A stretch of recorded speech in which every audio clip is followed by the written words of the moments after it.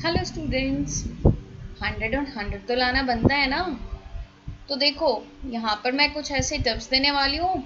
जैसे आप आंसर्स लिखोगे बोर्ड एग्जाम में, definitely get 100 right. 20 marks, I know it's for practical, लेकिन उस प्रैक्टिकल में भी इसी टिप्स को फॉलो करके जो है आप अच्छे से वहाँ पर रिस्पॉन्ड कर सकते हो। तो इसको जो है आपको अभी से प्रैक्टिस करना होगा, तभी जा करके आपको राइटिंग में 80/80 मिलेगा एंड ओवरऑल 100/100 मिलेगा। तो कैसे प्रिपेयर करना है, आइए जानते हैं हम। देखो, एग्जाम में जो है आपको 15 मिनट्स का रीडिंग टाइम मिलता है, राइट। क्वेश्चन पेपर का रीडिंग टाइम मिलता है। What you have to do, आपको जो है क्वेश्चन पेपर इन 15 मिनट में अच्छे से पढ़ लेना है। And then what you have to do, आपको ये भी देखना है कि किस क्वेश्चन के लिए कितना मार्क्स है। बहुत बार होता क्या है कि हम 1 नंबर का, 3 नंबर का, 4 नंबर का क्वेश्चन बड़े आराम से लिखते हैं एंड जो 5 नंबर 6 मार्क्स वाले क्वेश्चन होते हैं वो हमारे छूट जाते हैं। तो आपको ये इंश्योर करना है कि आप क्या करोगे, आप ये 15 मिनट्स का रीडिंग टाइम अच्छे से यूटिलाइज करोगे एंड अपने क्वेश्चन पेपर को अच्छे से रीड करोगे। रीड करते समय जब आप क्वेश्चन रीड करोगे तो कुछ ना कुछ आपका आंसर्स माइंड में चलेगा, तो आपको अपने माइंड में सारे आंसर्स को ऑर्गेनाइज कर लेना है। Next what you have to do, questions में अगर ये लिखा है एन्यूमरेट, आउटलाइन, स्टेट, लिस्ट, अगर इस तरीके से कुछ भी वर्ड मेंशन्ड है तो आपको जो है उसका एक्सप्लेनेशन भी लिखना है। आप क्या करते हो, आप खाली हेडिंग लिख करके छोड़ देते हो एंड आपको फुल मार्क्स नहीं मिलते। फुल मार्क्स कब मिलेंगे, जब आप इन पॉइंट्स को अच्छे से एक्सप्लेन करेंगे। आपको जो है अच्छे से एक्सप्लेन करने का मतलब ये नहीं कि आप लगे पूरा पूरा पैराग्राफ एक्सप्लेन करने, 2 से 3 लाइन एनफ होती है। बट इस चीज का ध्यान रखना है कि आपको जो है पॉइंट्स को एक्सप्लेन करना है। अब देखो, अगर 1 मार्क का क्वेश्चन है तो ऐसा नहीं है कि आप 3, 4, 5 लाइन लिख रहे हो, एक एक पैराग्राफ का आंसर लिख रहे हो। 1 लाइन 2 लाइन काफी है 1 मार्क के क्वेश्चन में, 1 से 2 लाइन काफी है। आप जो है 1 to 2 लाइन्स आंसर लिख करके 1 मार्क्स ले सकते हो। 3 मार्क्स में 3 पॉइंट्स लिखो, उसके एक्सप्लेनेशन लिखो। 4 मार्क्स में 4 पॉइंट्स लिखो, उसके एक्सप्लेनेशन लिखो एंड सो ऑन। 5 मार्क्स में 5 points and then explanation, 6 marks में 6 पॉइंट्स एंड देन एक्सप्लेनेशन। तो आपको ये ध्यान रखना है कि जितने नंबर का क्वेश्चन है उतने पॉइंट्स आप लिखो and then explain it in 2 to 3 lines. ये नहीं कि बहुत बड़ा एक्सप्लेनेशन लिख रहे हो, थोड़ा सा भी एक्सप्लेनेशन लिखोगे तो इट्स मोर देन एनफ। सटीक लाइन लिखो, ठीक है, जो उससे रिलेटेड है उसको जो है आप अच्छे से बस लिख दो 2-3 लाइन में। Explanation of each point should not be more than 3 sentences where the number of points to be given are specifically mentioned in the question. Give only that many. तो अगर जो है क्वेश्चन में ये बोल रहा है कि आपको एक्सप्लेन करना है, do it in 3 lines, 3 sentences, ठीक है। 3 sentences में एक्सप्लेन करने के बाद आपको एक चीज का और ध्यान रखना है कि अगर जो है क्वेश्चन में बोल रहा है मेंशन एनी 4 पॉइंट्स, तो अपनी स्मार्टनेस मत दिखाना कि मुझे तो पूरे 5 याद है, मुझे तो पूरे 6 याद है, मैं तो पूरे 6 लिख के आऊंगा। नहीं, 3 बोल रहा है 3 लिखो, 4 बोल रहा है 4 लिखो, टाइम वेस्ट मत करो अपना, ठीक है।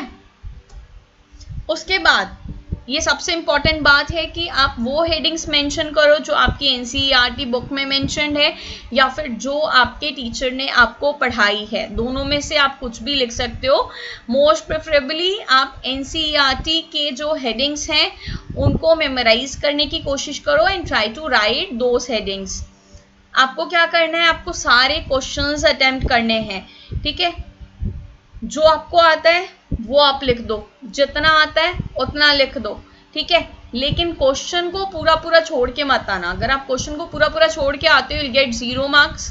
अगर जो है आप एटलीस्ट उसको अटेम्प्ट कर लेते हो, उसमें कुछ लिख के आते हो, तो एटलीस्ट वहां पर जो है आपको कुछ मार्क्स मिल जाएंगे। तो यहाँ पर आप ये ध्यान रखो कि हो सकता है कि आपने कुछ ऐसा कीवर्ड वहां मेंशन कर दिया जिसको पढ़ करके टीचर ने आपको फुल मार्क्स अवॉर्ड कर दिए। तो यहाँ पर आपको इस चीज का ध्यान रखना है कि आपको क्वेश्चन ब्लैंक नहीं छोड़ के आना है, you have to write the answers, okay.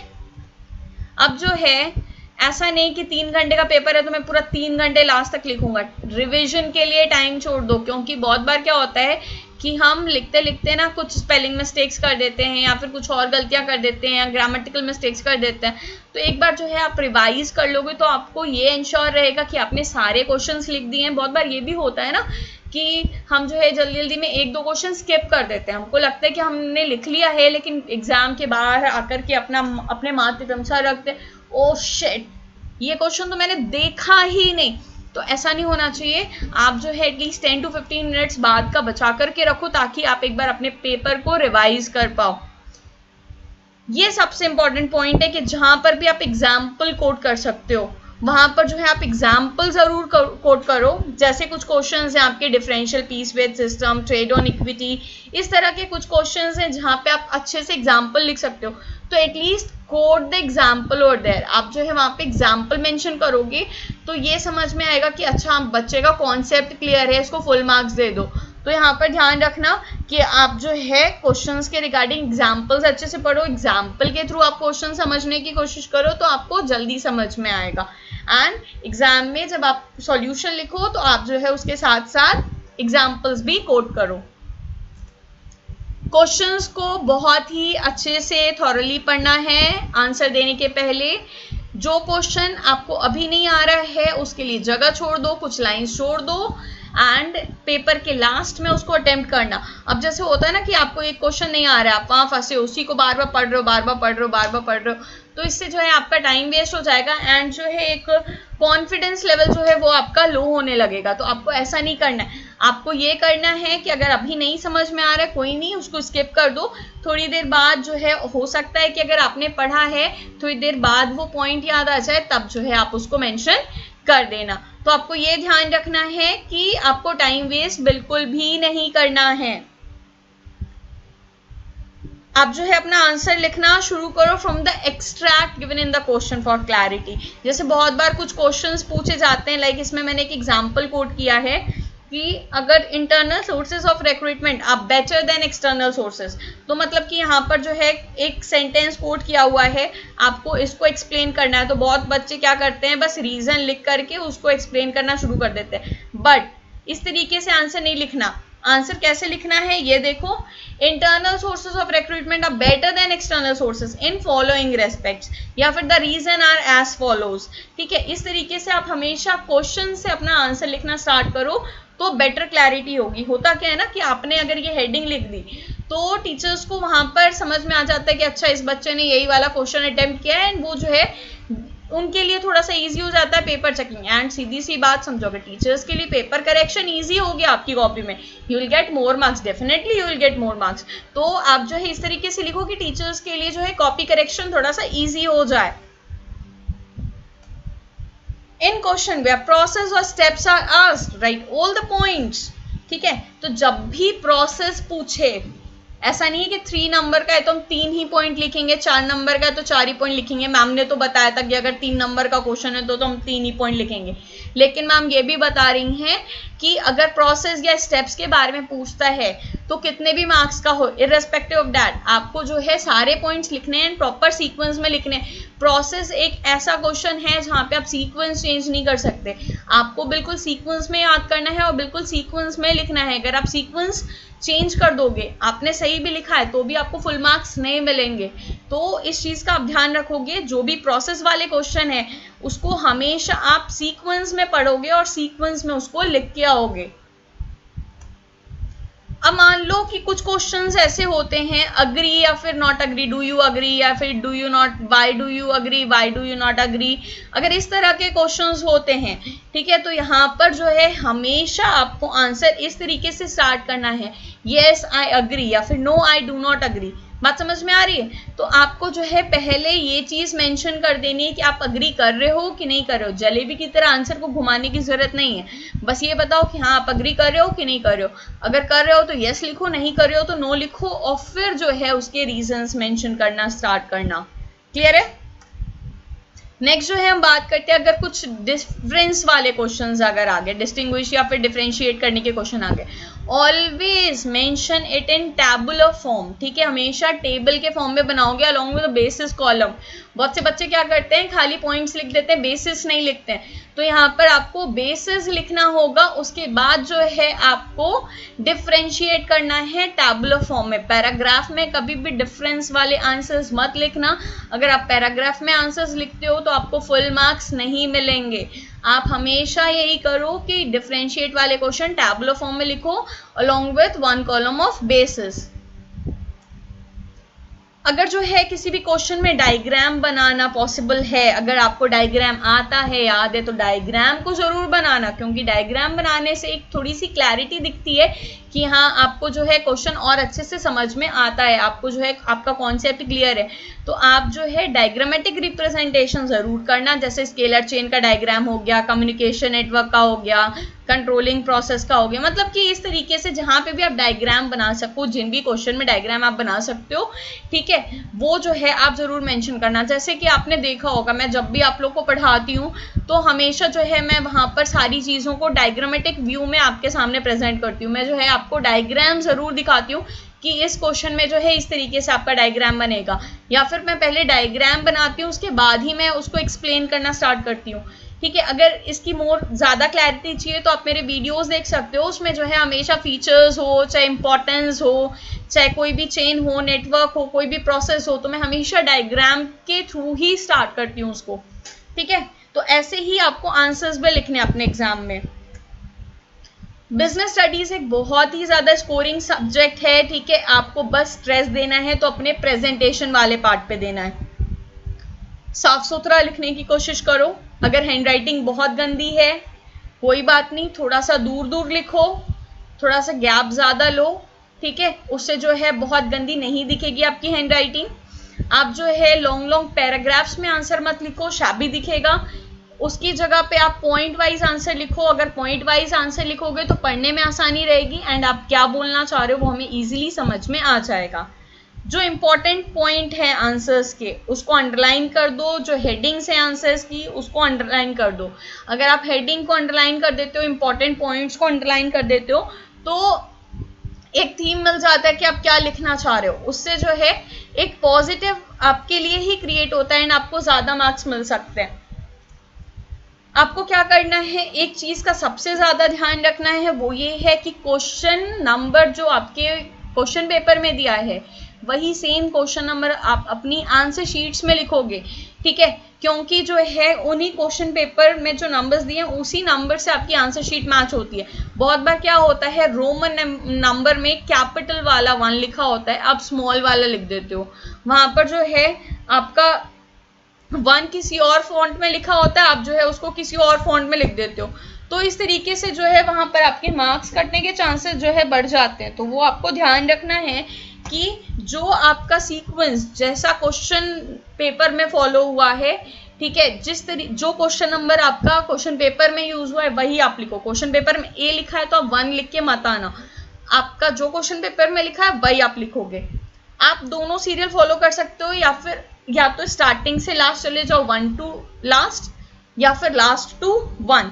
आप सीरियल नंबर फॉलो करो, या तो स्टार्टिंग से लास्ट तक या तो लास्ट से पहले तक। बीच बीच में जो मन आया वो क्वेश्चन मत अटेम्प्ट करना, ठीक है। अगर इस तरीके से करते हो तो आंसर चेक करने में बहुत ही ज्यादा दिक्कत आती है। अगर आंसर चेक करने में हमें दिक्कत आएगी तो फिर आपको तो मार्क्स मिलने में दिक्कत आएगी ना। सीधी सी ये बात सोचो, हमें दर्द दोगे, हमें कष्ट दोगे तो आपको भी कष्ट मिलेगा। तो यहाँ पर जो है आपको हमें कष्ट नहीं देना है, हम भी आपको कष्ट नहीं देंगे। आपको क्या करना है, आपको एकदम सीरियल ऑर्डर में इसको मेंशन करना है, क्वेश्चन नंबर्स को मेंशन करना है एंड अटेम्प्ट करना है। एक चीज और यहाँ पर ध्यान रखो कि आप जो है जैसे एक पॉइंट आपने एक्सप्लेन कर दिया, उसके बाद एक लाइन छोड़ दो, फिर सेकंड पॉइंट लिखो, फिर उसको एक्सप्लेन करो, फिर एक लाइन छोड़ दो। तो इस तरीके से करने से क्या होता है ना कि एक थोड़ी सी क्लैरिटी, एक कॉपी की सुंदरता मेंटेन रहती है। अगर साफ सुथरा लिखोगे तो साफ सुथरे अच्छे नंबर भी मिलेंगे, अगर गंदा लिखोगे तो गंदे नंबर मिलेंगे, अच्छा लिखोगे तो अच्छे नंबर मिलेंगे। इसलिए साफ सुथरा लिखो, हर पॉइंट के बाद एक लाइन छोड़ दो, हर आंसर के बाद एक लाइन छोड़ दो, ठीक है। तो कॉन्टिन्यूटी में मत लिखो, लाइंस छोड़ छोड़ के लिखो। अब इसका मतलब ये नहीं कि आप एक पॉइंट एक्सप्लेन कर रहे हो वहां पे भी आप बीच बीच में लाइन छोड़ रहे हो, ऐसा नहीं करना है। एक पॉइंट पूरा एक्सप्लेन कर दिया, फिर एक लाइन छोड़ो, फिर एक पॉइंट पूरा एक्सप्लेन कर दिया, फिर एक लाइन छोड़ो। तो ऐसे बिल्कुल कॉपी आपकी साफ सुथरी दिखेगी एंड आपको मार्क्स ज्यादा मिलेंगे। जहां पे भी पॉसिबल हो डायग्राम्स के थ्रू यहाँ पे आंसर्स रिप्रेजेंट किया करो। आपको अब प्रिपेयर कैसे करना है, लर्न कैसे करना है। ऐसा नहीं है कि आप जो है फटाफट पढ़ करके पूरा खत्म कर दिया और आता जाता कुछ नहीं है, ऐसा कुछ भी नहीं करना है। आपको क्या करना है, आराम आराम से पढ़ो, बिल्कुल कंसिस्टेंसी के साथ एकदम आराम आराम से पढ़ो। पूरा पढ़ के छोड़ देना, सब कुछ भूल जाओगे। एकदम रेगुलर स्टडी करते रहो, रिवाइज करते रहो, ठीक है। बल्कि अपने कुछ नोट्स शॉर्ट में पॉइंट्स बना लो, उन पॉइंट्स को पढ़ पढ़ के रिवाइज करते रहो, ठीक है। अगर जो है आपको याद रखने हैं सारे पॉइंट्स तो एक बार पढ़ो, कॉपी बंद करके एक बार उसको लिख करके देख लो कि आपको सारे पॉइंट्स याद हैं कि नहीं। रैंडमली कोई भी टॉपिक उठाओ, लिख करके देख लो सारे पॉइंट्स याद हैं कि नहीं, क्योंकि इसमें पॉइंट्स का ही तो सब खेल है। अगर पॉइंट्स आते हैं तो आप आंसर्स लिख लोगे। तो यहाँ पर आपको ये ध्यान रखना है कि आपको सारे पॉइंट्स याद करने हैं। याद करने के बाद जो है आपको उसको याद रखने के लिए लिख करके प्रैक्टिस करनी है। जब आप अपनी स्टडी स्टार्ट करोगे, करना क्या है, जो सिंपल कॉन्सेप्ट है पहले उसको पढ़ो, डिफिकल्ट कॉन्सेप्ट को बाद में पढ़ो। एक थॉरो बेस बना लो, ठीक है, जिससे कि आपका इंफॉर्मेशन एकदम आप इकट्ठा कर लो, एसिमुलेट कर लो। बहुत बार होता क्या है ना, मीनिंग नहीं पढ़ते, डेफिनेशन नहीं पढ़ते, फीचर्स नहीं पढ़ते, सीधे जो है इंपॉर्टेंस पे आ जाते हैं, प्रोसेस पढ़ने लगते हैं। तो इंपॉर्टेंस और प्रोसेस तभी अच्छे से समझ में आएगा जब उसका बेस आपको अच्छे से आ रहा है। तो आप जो है कोई भी टॉपिक स्किप मत करो। आपको लगता है कि अरे मीनिंग में क्या रखा है, मीनिंग तो ऐसे ही लिख लेंगे, नहीं, वहीं पे फंस जाते हैं लोग। आपको जो है सारे कॉन्सेप्ट्स पढ़ने, कोई भी कॉन्सेप्ट आपको स्किप नहीं करना है।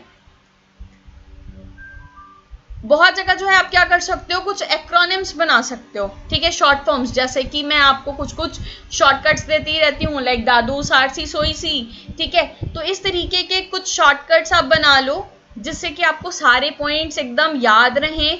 कुछ एक्रोनिम्स बना लो जिससे कि आप बहुत इजीली मेमोराइज कर सको एंड याद रख सको। जैसे मैंने आपको बताया दादू सारसी सोई सी, IAS कर्ड, इस तरीके से मैंने जो है बहुत ढेर सारे शॉर्टकट्स एक्रोनिम्स बनाए हैं अपने वीडियोस में, तो आप वो देख सकते हो एंड उसके हिसाब से आप पढ़ाई कर सकते हो। अच्छा, एक चीज और, सारे कॉन्सेप्ट्स के सारे हेडिंग्स के शॉर्टकट्स मत बनाने लगना, मिक्सअप हो जाएगा एंड सब भूल जाओगे, शॉर्टकट ही नहीं याद आएगा एंड उसके चक्कर में बाकी सारे पॉइंट्स भी भूल जाओगे। जो मेन कॉन्सेप्ट्स हैं सिर्फ उनके शॉर्टकट्स बनाओ एंड उसको याद करो। सारे कॉन्सेप्ट्स के शॉर्टकट बनाने के चक्कर में मत पढ़ना। जो मेन पॉइंट्स हैं उनको एक सेपरेट शीट पे नोट डाउन करो एंड बार बार सिर्फ उन्हीं पॉइंट्स को पढ़ो। पूरी बुक बार बार नहीं पढ़नी, पूरी बुक आप एक दो बार रीड कर लो एंड फिर जो आपने अलग से पॉइंट्स लिख रखे हैं आप सिर्फ उन पॉइंट्स को पढ़ो rather than the whole book. Marking scheme जो होती है CBSE की, उसमें जो है आपने देखा होगा कि आंसर्स बहुत ही brief and to the point लिखने के लिए कहा गया है। तो आपको जो है अननेसेसरी पॉइंट्स मेंशन करने में अपना टाइम वेस्ट नहीं करना है। अगर आप अपना टाइम वेस्ट करोगे, टाइम नहीं बचेगा, पेपर छूट जाएगा, फिर एग्जाम हॉल के बाहर आकर के रोओगे। तो ऐसा काम बिल्कुल भी नहीं करना है। बहुत ब्रीफ में लिखो, टू द पॉइंट आंसर लिखो, कहानी लिखने की जरूरत नहीं है। आपको कहानी लिखने में हाथ दर्द होगा, हमें पढ़ने में दिमाग खराब होगा। तो यहाँ पर जो है आपको ऐसा कुछ भी नहीं करना है, आपको एकदम टू द पॉइंट आंसर लिखना है। Okay then, thanks for watching. I know अगर ये सारे पॉइंट्स आप अच्छे से ध्यान से पढ़ोगे एंड अपनी लाइफ में प्रैक्टिस करोगे, then you will get absolutely 100 on 100। And जहाँ पे भी डाउट हो, कोई भी दिक्कत हो, आप जो है मुझसे कॉन्टैक्ट कर सकते हो एंड आप जो है कॉमेंट बॉक्स में मेंशन कर देना, तो I will clear it out. Keep studying, keep rocking. Have a good day. Bye bye.